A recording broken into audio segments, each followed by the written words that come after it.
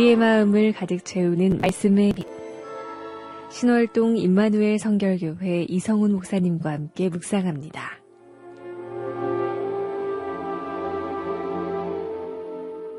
이스라엘 북쪽 지역을 여행하다 보면 가이사랴 빌립보라고 하는 매우 인상 깊은 지역이 있습니다. 이곳은 풍부한 물로 인해서 신비로운데 일찍이 가나안 시대의 잔신이었던 바알을 숭배했던 곳입니다.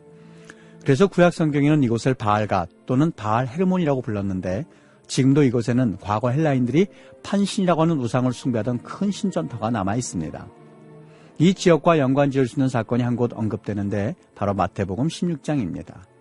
너는 나를 누구라고 하느냐 하는 예수님의 질문에 대해서 수제자 베드로는 주는 그리스도시요 살아계신 하나님의 아들입니다 하는 아주 명쾌하고도 심오한 답변을 내놓습니다.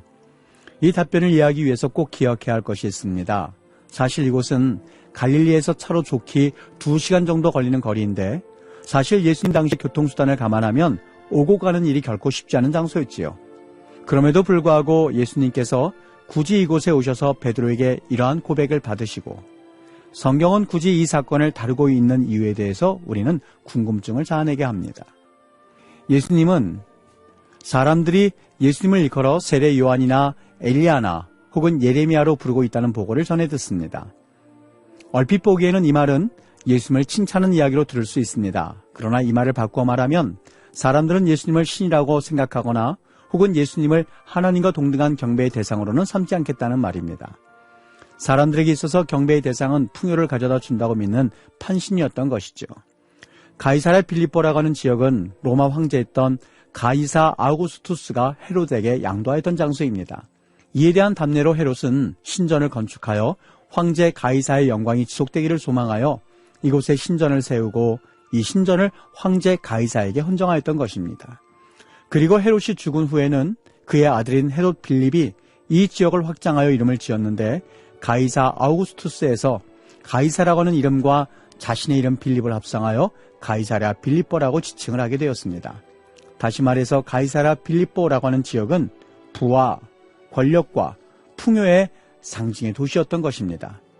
그리고 권력과 경제의 중심이라고 할 수 있는 로마 황제에게 헌정된 이 가이사랴 빌립보의 화려함이야말로 그들이 판신을 섬기는 목적이기도 했던 것입니다. 예수님께서는 그들의 구원자요 신이라고 하는 말이 어떻게 보면 이해가 되지 않는 정신나간 소리에 불과했을 것입니다. 이런 배경 속에서 베드로의 주는 그리스도시요 살아계신 하나님입니다 하는 고백은 우리의 마음을 뭉클하게 합니다. 우리 앞에 계신 예수님은 인류의 구원자 되시는 그리스도라는 말이었고, 권력과 경제의 수단이라고 여겨지고 숭배되어진 이곳에서도 베드로에게는 오직 예수님만이 진정한 예배의 대상이요 구원자가 되신다는 고백이었던 것입니다.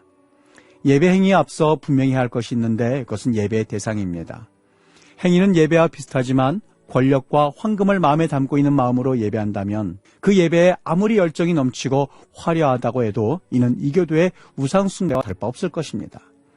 예배의 대상이신 주님을 무엇이라고 고백하느냐 하는 신앙 고백을 분명히 할 때 그 예배는 진정 살아계신 하나님께 드리는 예배가 될 수 있을 것입니다. 오늘도 살아계신 하나님을 예배하는 은혜를 깊이 경험하실 수 있게 되기를 예수님의 이름으로 축복합니다.